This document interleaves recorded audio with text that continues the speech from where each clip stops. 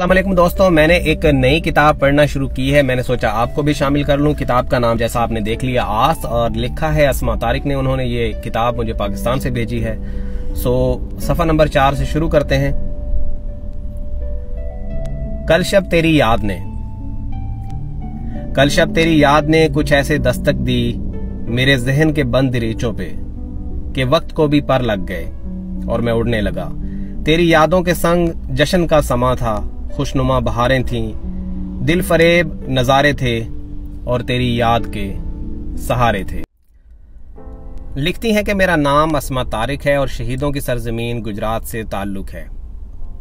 कीमिया की बंद लैब में खुद को जाबिर बिन हयान के खानदान से साबित करने के साथ साथ खुले आसमान के नीचे लफ्जों से खेलने का शौक है।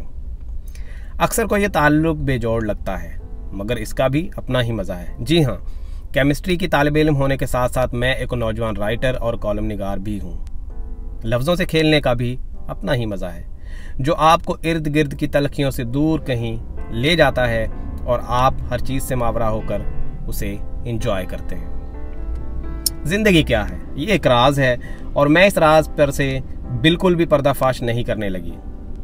ये मेरा काम नहीं है। मैं तो बस ये कहना चाहती हूँ कि जब जिंदगी अपने चक्कर में घुमाने लग जाए तो ज्यादा सोचने और खुद को कोसने की जरूरत नहीं है। उठिए और निकलिए, बंद कमरों से खुली फजाओं में जाइए और कुछ देर चहलकदमी कीजिए।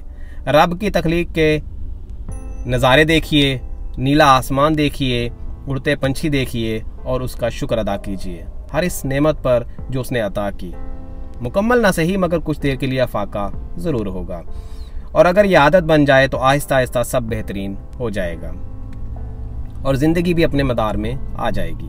आगे बढ़ने से पहले पहले इन सब का शुक्रिया जिन्होंने इस सफ़र में मेरी किसी न किसी तरह मदद की। उन सब का शुक्रिया जिन्होंने हौसला दिया और आगे बढ़ना सिखाया। स्कूल से लेकर यूनिवर्सिटी तक के तमाम असातिज़ा का शुक्रिया। सब दोस्तों का शुक्रिया, ख़ास तौर पर खदीजा का जिसने अपना इतना वक्त दिया। दादा आपका शुक्रिया, और सबसे बढ़कर मामा आपका शुक्रिया जिसने हाथ पकड़कर मुझे लिखना सिखाया। किताब पढ़िए और हमें अपनी आरा से आगाह कीजिए ताकि ये दो तरफा ताल्लुक कायम हो सके। उम्मीद है कि आप इस किताब को पसंद करेंगे और ज़रूर इससे कुछ मुस्बत सीखेंगे। अल्लाह आपको आसानियाँ अता फरमाए और आसानियाँ तकसीम करने का शर्फ बख्शे। दोस्तों, सफ़ा नंबर 7, अभी देर नहीं हुई। हमें ये समझना होगा कि हम माजी की नागवारियों को अपना मुस्तकबिल नहीं समझ सकते, ख़ास तौर पर जब हमें इन नागवारियों का एहसास भी हो जाए। हम सिर्फ अपनी सुस्ती की वजह से इनसे पीछा नहीं छुड़ा पाते। हमारी मौजूदा हालत हमारे मुस्तकबिल का तयन करती है। अगर हम माजी की नागवारियों से सबक लेकर हाल में दुरुस्त सिमत का तयन कर लें तो हमारा मुस्तकबिल संवर सकता है और माजी का नुकसान भी काफ़ी हद तक पूरा हो जाएगा। इस माशरे में जहां इंसानों ने इस कदर मुश्किल असूल बना रखे हैं जो किसी को जानबूझकर दुरुस्त रास्ते की तरफ आने नहीं देते और उसे उसकी गलतियों के लिए सज़ा खुद ही सुना देते हैं। यहाँ चोर ताकत के बल पर लूट मार करता रहेगा, किसी की हिम्मत नहीं होती कि उसे कुछ कह सके। उसके सामने उसके गुण गाएंगे, मगर अब जब उसे अगर कहीं से तौफीक मिल गई है और वो इस गलत राह को छोड़ना चाहता है तो ये माशरा उसे सही राह चुनने नहीं देता और उसके लिए उसके माजी को नासूर बना देता है। उसे उससे निकल कर आगे बढ़ने ही नहीं देते। उसे हर पल माजी के ताने देंगे, उसे बताएंगे कि 900 चूहे खा के बिल्ली हज को चली, मगर कोई उसकी मदद नहीं करेगा, ना रहनुमाई करेगा। उसकी किरदार कुशी होगी, उसे बताया जाएगा कि वो कितना गलत है। जब वो गलत था तो कोई उसे कुछ नहीं कहता था, और अब जब वो इस राह को छोड़कर सही राह पर आना चाहता है तो लोग उसे बताते हैं कि वो तो चोर है, वो तो डाकू है, वो कैसे अच्छा इंसान हो सकता है, अब वो कैसे इस राह को छोड़कर आगे बढ़ सकता है, बताएं। दोस्तों, सफ़ा नंबर 8, रोना भी एक आर्ट है। रोना भी एक आर्ट है, एक फ़न है, और कुछ लोग इस फ़न से इस कदर शनासा होते हैं कि आप भी उनकी महारत की दाद दिए बगैर रह नहीं सकते। कुछ लोग तो रोते भी इस कदर पुरलतीफ़ तरीके से हैं कि अगर आप उन्हें कभी देख लें रोते हुए तो कुर्बान जाए बगैर रह ना पाएंगे। अदा और शगुफ्तगी से भरपूर रोना, और कुछ लोग इस कदर बेढंगे और बेसुरे तरीके से रोते हैं कि अगर आप इन पर पहले कुर्बान जा चुके हैं तो अब पछता रहे हैं। जी हाँ, रोने के भी सुर होते हैं। कुछ लोग बगैर आंसू के रोते हैं, इनकी आवाज़ ही इनका रोना होता है। इस कैटेगरी में अमूमन बच्चे और ख़ासन ख़ास कुछ मर्द और ख़वातीन शामिल हैं जो हालात के मारे हर वक्त रोते रहते हैं। और कुछ लोग इस कदर आंसू बहाते हैं कि आपको वहम होने लगता है कि अब सैलाब आया, अब आया। इस कैटेगरी में ख़वातीन आम और ख़ास दोनों लिहाज से शामिल हैं। ये लोग मगरमच्छ के आंसुओं को आइडियल मानते हैं। जहाँ रोना आर्ट और फ़न है, वहीं एक हथियार भी है। जहाँ सब हथियार काम देना छोड़ जाएं, वहाँ यह हथियार इस्तेमाल किया जाता है, और यह हथियार अमूमन काम देता है। इस हथियार को इस्तेमाल करने वाले सार्फिन में बच्चे और ख़वातीन सर फहरिस्त हैं, और ये सार्फिन इसके इस्तेमाल से बखूबी वाकिफ़ हैं।